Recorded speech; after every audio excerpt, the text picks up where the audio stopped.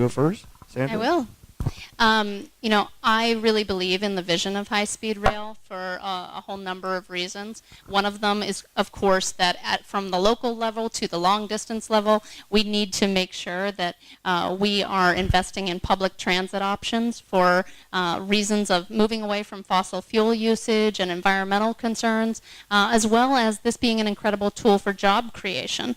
But I'm also really passionate about how do we figure out how to make our state government in Sacramento more accessible to folks who can't afford a plane ticket. And I want to eventually get so that we have a lower cost option to be able to get from LA to Sacramento. It's also important, again, to folks who are business travelers who are going throughout the state and need to be able to have a good solid option for those types of trips. Now, in terms of the cap and trade money, I think that this could be an appropriate use of some of the cap and trade because it fulfills the purpose behind cap and trade, which is investing in projects that help to move us away from fossil fuels and help to prevent climate change. But we need to make sure that that's not where all of our cap and trade funding goes, because one of my real concerns about high-speed rail is that the project has become a bit of a money pit, sucking public funding in, and we need to have some tighter controls and changes before we continue to put resources into it. Do you have a better idea for cap and trade or a different idea? Oh, I think there's a whole number of uses of cap and trade. Everything from more local public transit to solar panels, investing in our electric grid, the kinds of upgrades we can do around our schools and other types of public buildings to make them more energy efficient.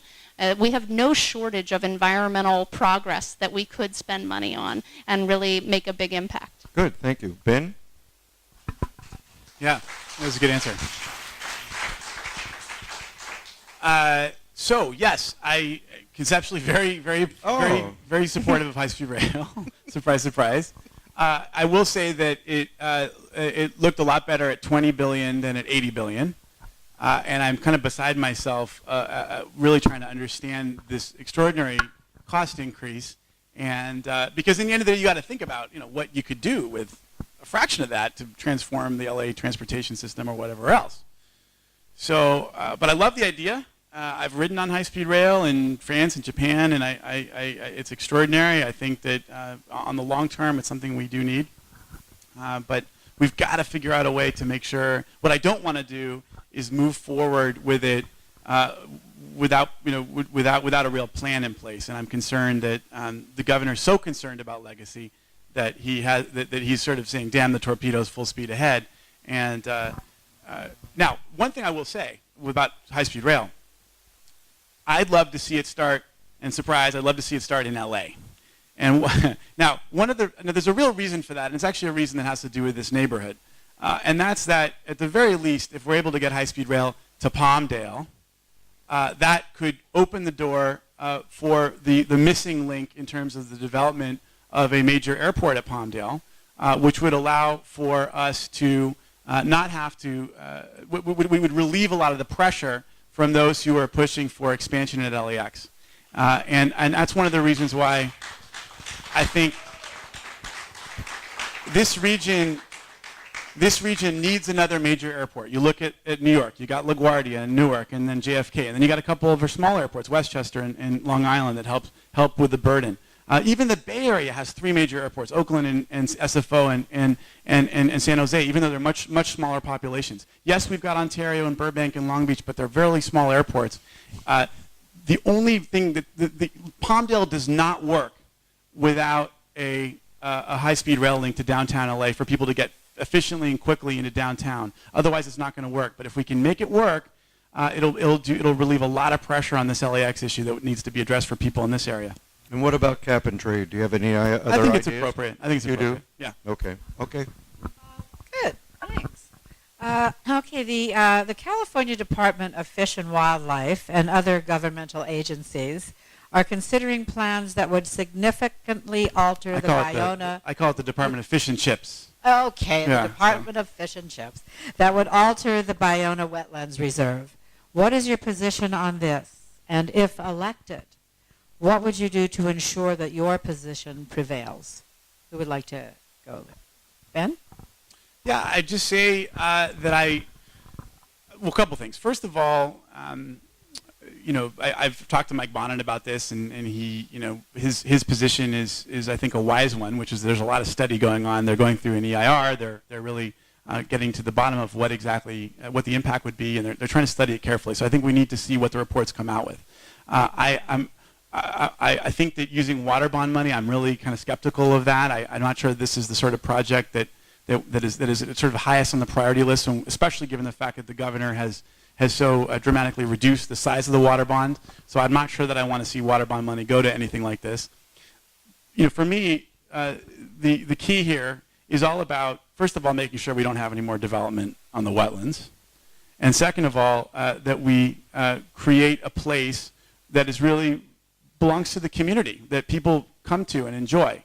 I want to see us. I want to see it go beyond what it currently is, where you kind of have to have a key to get in, and people don't even know it's there. I want to see a place where young people can go. It's one of the very few areas of substantial open space in our neighborhood, in our area, and it's important for that. So those are going to be the things that I'm going to prioritize. But I want to see what the scientists and I'm also, I see Marcia here, and I know the Sierra Club has got very strong opinions about this, and they need to be part of that process too, raising the concerns that I know that they have, I think very legitimate concerns about overdevelopment on the space and water flow issues, and making sure that we're doing the right thing in terms of the mix of salt water and fresh water in the marshes there, in the wetlands there. Thank you. Sandra? Or just fresh water, actually.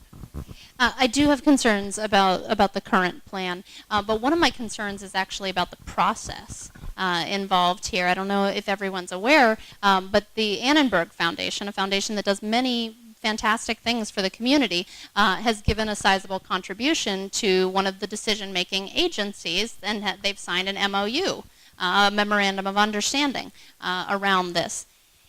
It's a really problematic place to be in our government, in our democracy, when our government agencies are, one, either so strapped for resources that they're now fundraising from private foundations, or are able to accept resources from some of these kinds of sources. And I'm concerned about that kind of influence. It's yet another, we're so used to grappling with the influence on candidates, but this is a whole other topic that we need to look into.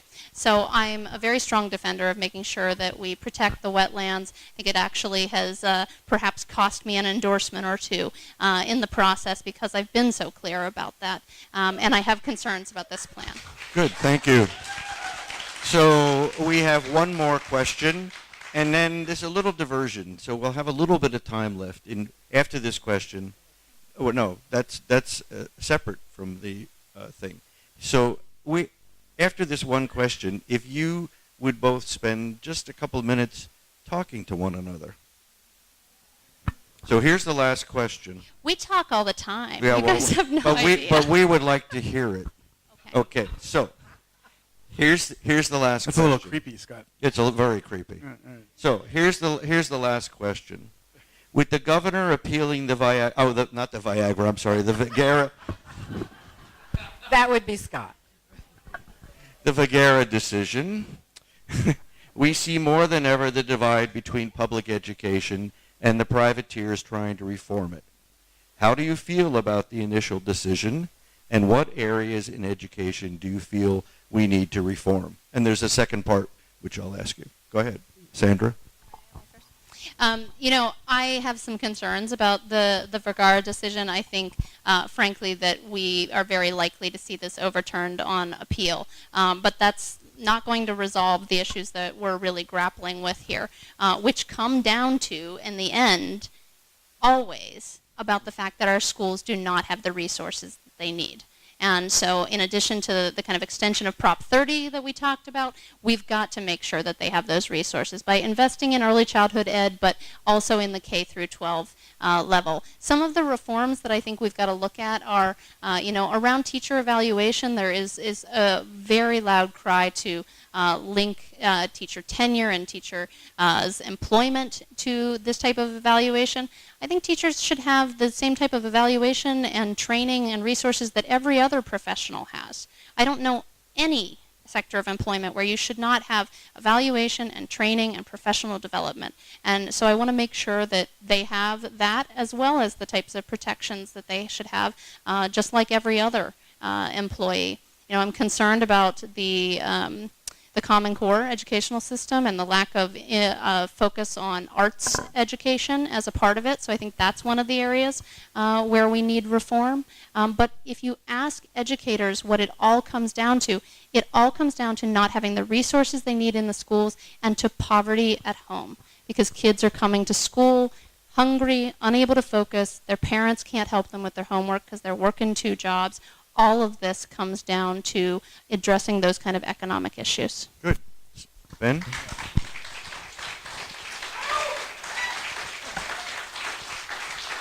They're very enthusiastic. That's true.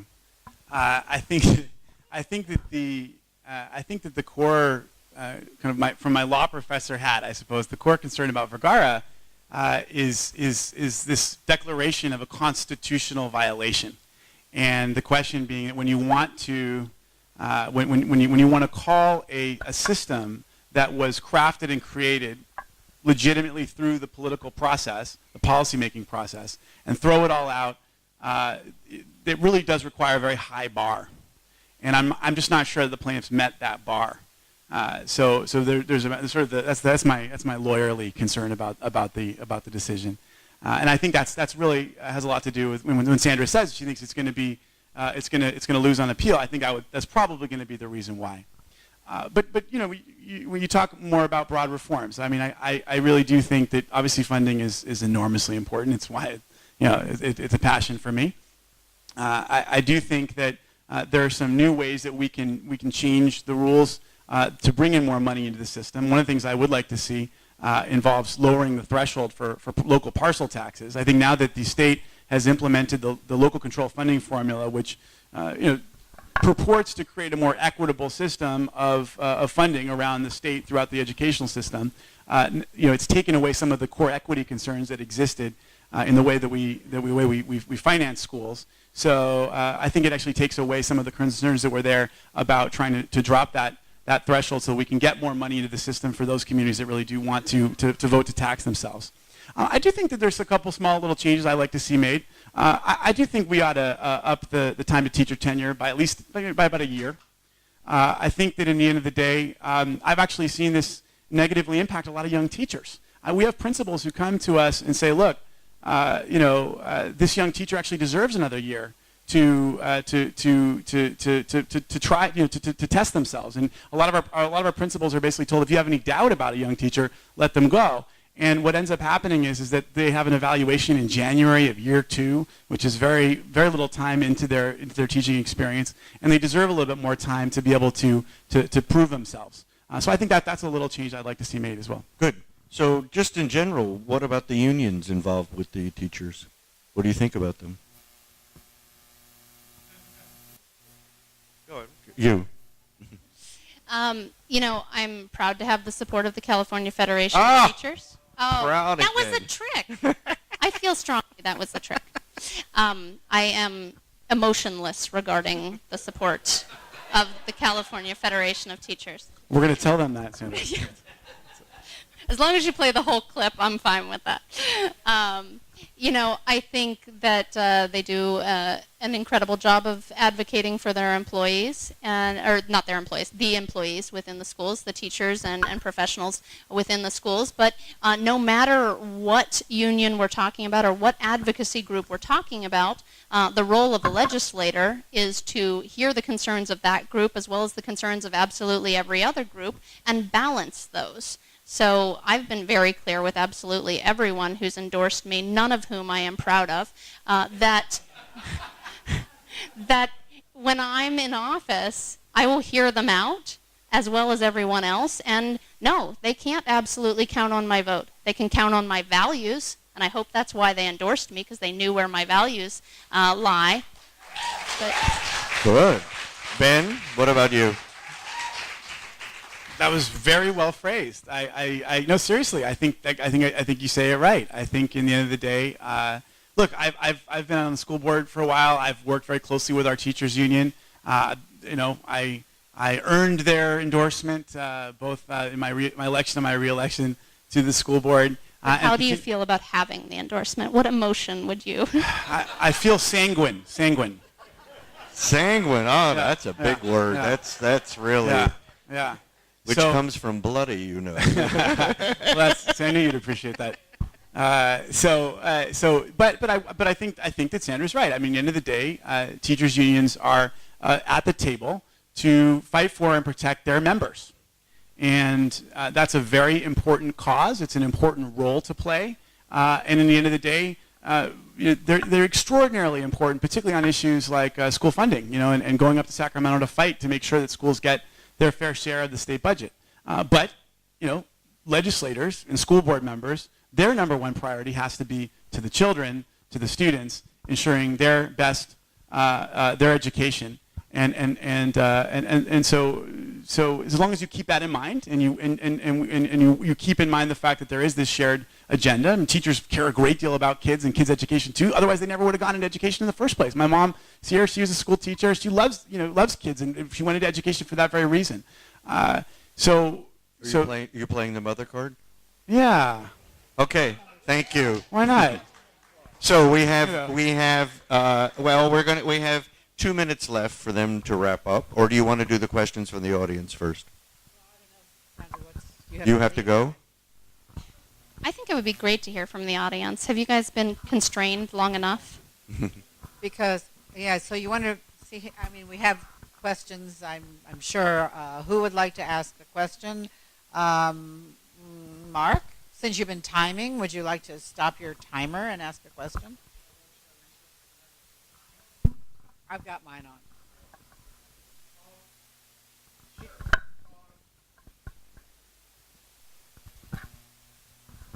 You guys one of you two is going to be succeeding.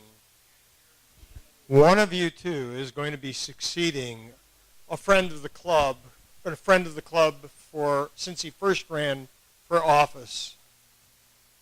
Many of us know him and his wife and his children. It's a personal relationship. But we also love his legislative approach to what's going on in the state.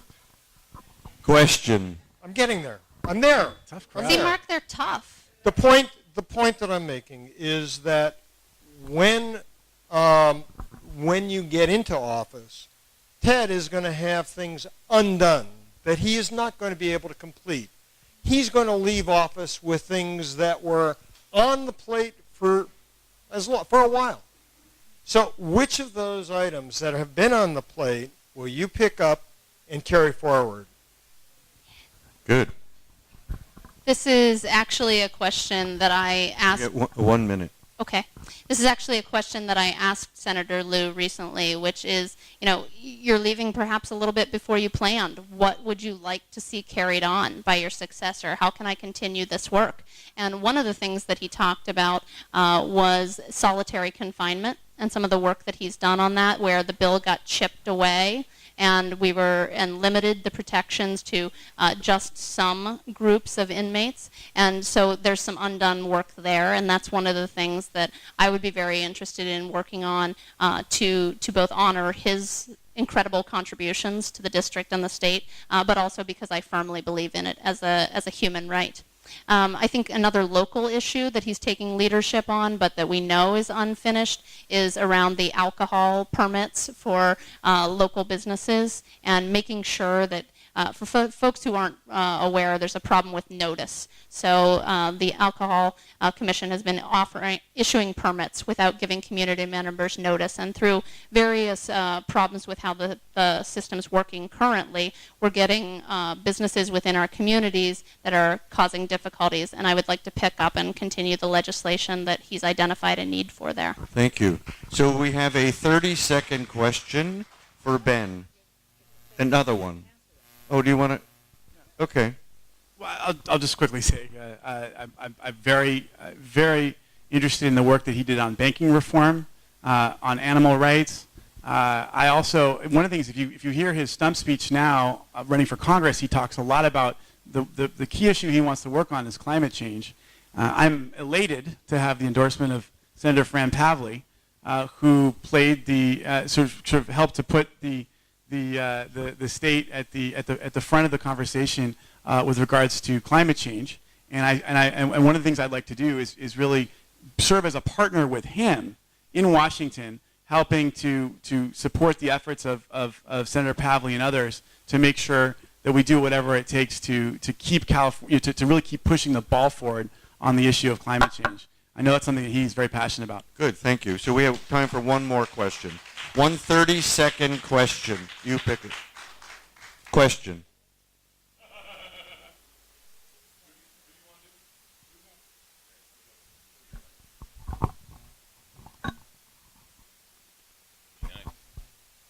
My question is this.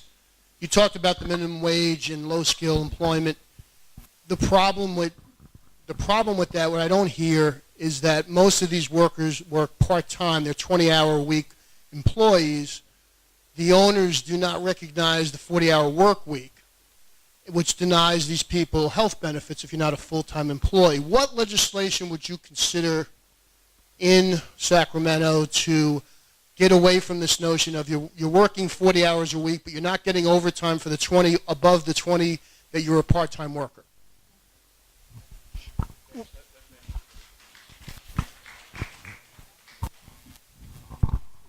It's a really important issue, and I think in the end of the day, it's one of the things that the state has to figure out what a way to address. I think at the heart of the there's some real there are legal challenges associated with this, and so you got to get your head around kind of right to contract and right to free employment. I think let's go through a couple of people. First of all, there are some freeloaders on the system, right? So there's sort of the Walmarts out there, and neither Sandra nor I take money from Walmart, partly because we think that because I think they're largely freeloading off of the system. But it's a tough question you ask, because one of the reasons why one of the tweaks I certainly would support with regards to a minimum wage increase, by the way, is that you could allow employers who are employing people under 18 to pay a little to pay a little bit less, so we make sure that those jobs remain open to younger people. I think that's important because one of the concerns out there is that when you end the minimum wage, that you stop those jobs from being available. Okay, would you answer? I'll give you a few more seconds if you want. So I think there's a number of issues here. First of all, I do think actually it's a misconception that young people are the ones working minimum wage jobs. Some of the recent studies have really showed that while there are some teenagers and young people doing this, the majority are folks supporting families. So that's one of the things we have to address. Just go ahead. I just want to clarify. Whoa. You guys are all way more fired up than we are.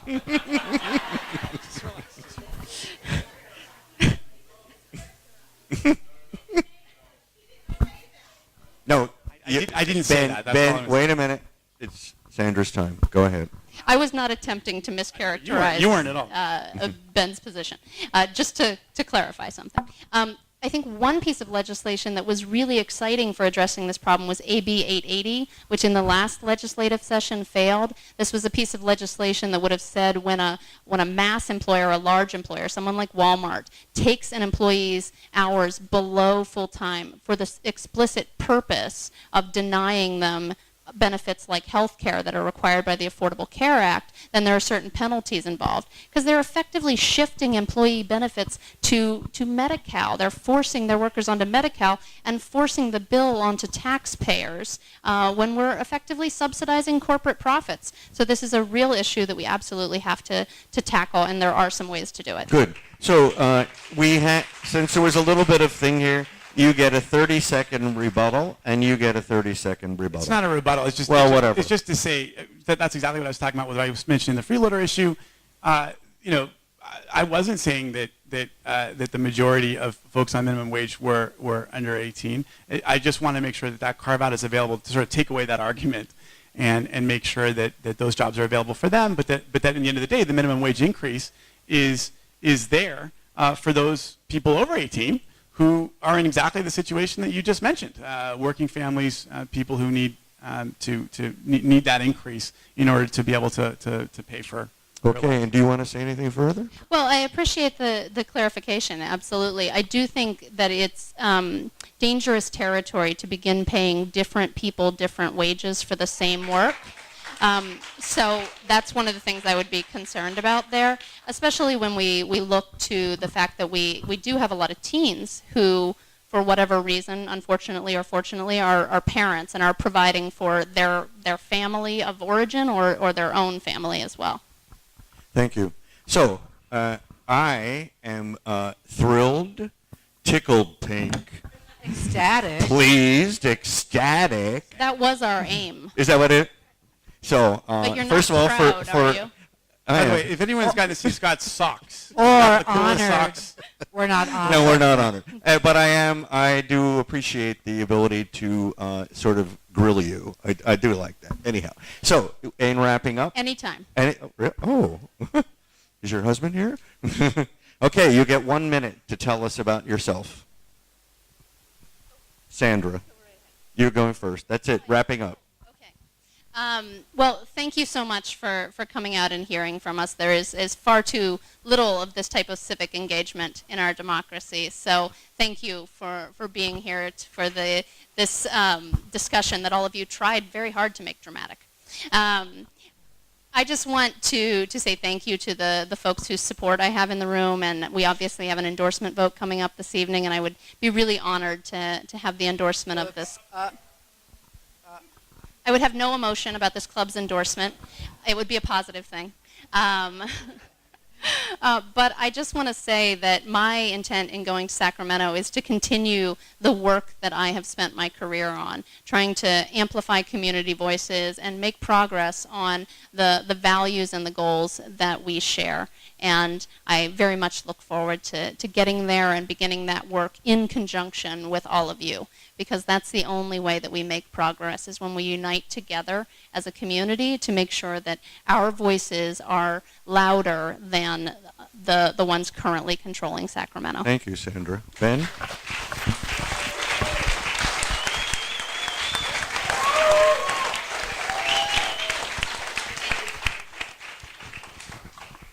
Well, I just want to thank everyone as well for being here. It's been a great evening and a great chance for us to debate and discuss, and I think celebrate our shared progressive values. I'm someone who is from here. I'm really proud, really happy to have the support of a lot of Democratic clubs just like you. I think about 10 or 12 different Democratic clubs all over the area. I myself serve on the board of the Santa Monica Democratic Club. I've been a delegate to the state convention as a member of the progressive slate. And I'm someone who's been back in my community, giving back, engaging on the school board and elsewhere for quite some time now. I stand for support for public education, for environmental protection, open space preservation, expansion of access to health care. I stand for transportation and solving our congestion problems. I'm someone who's always been a good constituency politician, someone who always tries to talk to people, who tries to listen, who tries to engage, someone who cares a great deal about this community and the people who live here. And I would really love to have the endorsement of this club in a reflection of my commitment to public service and to our community. Thank you so much. Great, Ben. Thank you.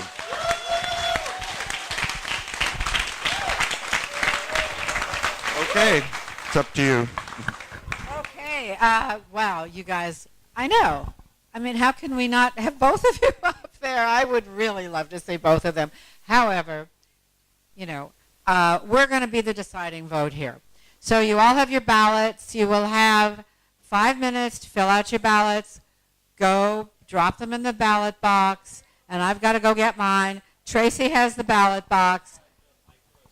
Yes. And to remind you again, on the micro vote, if you support Prop 46. If you oppose the micro, you oppose Prop 46. I just wanted to make that clear. Okay? And thank you. And